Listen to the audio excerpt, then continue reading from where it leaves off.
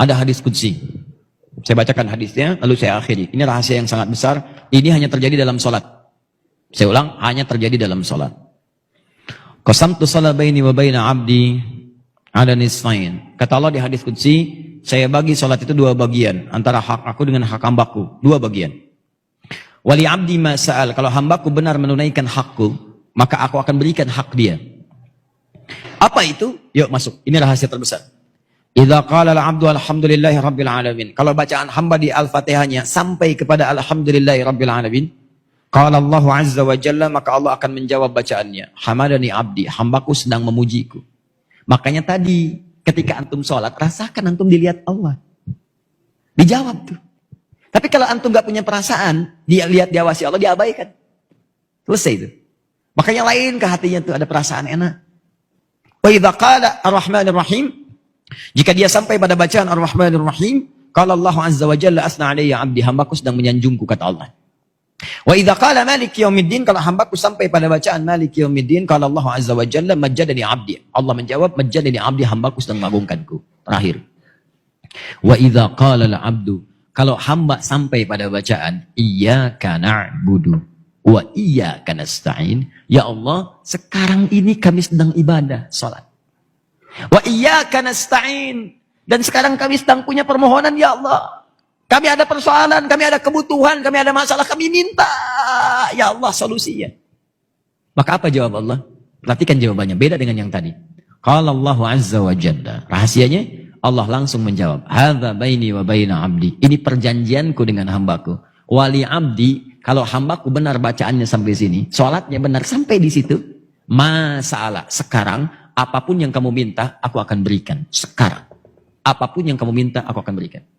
Saya tanya pada Anda membacakan iyyaka na'budu wa iyyaka nasta'in saat ruku atau saat sujud? Jangan kelamaan, saat berdiri. Gak ada orang ruku baca iyyaka na'budu wa iyyaka nasta'in. Allahu akbar, iyyaka na'budu wa iyyaka nasta'in. Gak ada. Subhana rabbiyal azim, subhana rabbiyal azim bihamdi, subhanakallahumma bihamdika Allahumma ighfirli. Itu yang dibaca. Iyyaka na'budu wa iyyaka nasta'in saat berdiri. Jadi, berdiri saja. Kalau antum benar tuh salatnya, baru berdiri begini, itu seketika antum butuh apa dikabulkan. Nabi Zakaria pernah minta dalam berdiri. Dirangkum di Quran surah 3. Tadi malam saya jelaskan ayat 38 sampai 39. Itu sedang sholat. Waktu sholat minta kepada Allah. Mintanya apa? Minta supaya istrinya bisa mengandung. Padahal secara medis gak mungkin punya keturunan. Karena istrinya divonis, maaf, menopause dan mandul. Kata medis gak bisa nih. Kata klinis mustahil punya keturunan. Gak bisa.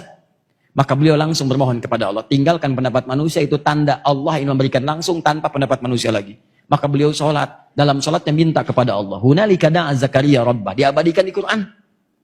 Di mihrab itu Nabi Zakaria bermohon kepada Rabb. Qala Rabbi habli min ladunka dzurriyyatan thayyibah innaka sami'ud du'a. Ya Allah, mereka mengatakan aku enggak mungkin punya keturunan. Istriku punya keterbatasan. Karena itu saya mohon darimu saja ya Allah. Engkau pasti mengabulkan doa hamba. Ya Allah, pengabulanmu tidak terbatas. Kalau pada yang tidak terbatas pemberiannya tidak mengabulkan, kepada siapa lagi hamba mesti memohon? Engkau pasti mendengar doa hamba. Kalau pada yang maha mendengar tidak mengabulkan, kepada siapa lagi hamba mesti panjatkan? Itu sedang berdiri.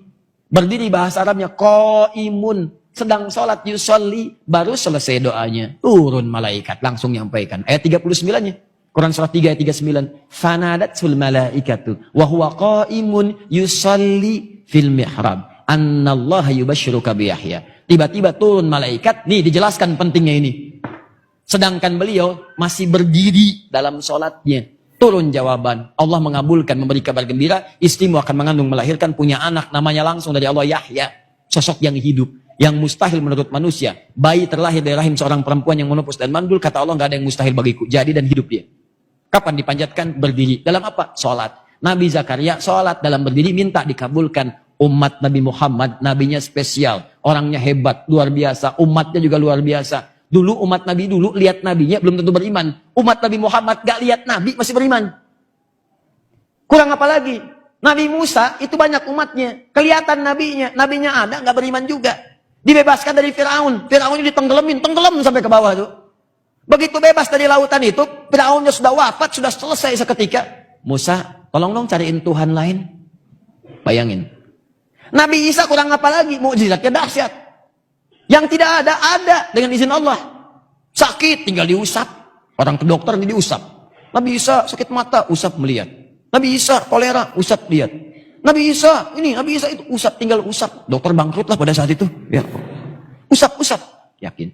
Kedua, ini yang paling dahsyat, menghidupkan yang mati dengan izin Allah. Ada persoalan, hidup dengan izin Allah. Hidup, naik lagi, berdiri. Ngasih tahu persoalannya, wafat lagi dengan izin Allah.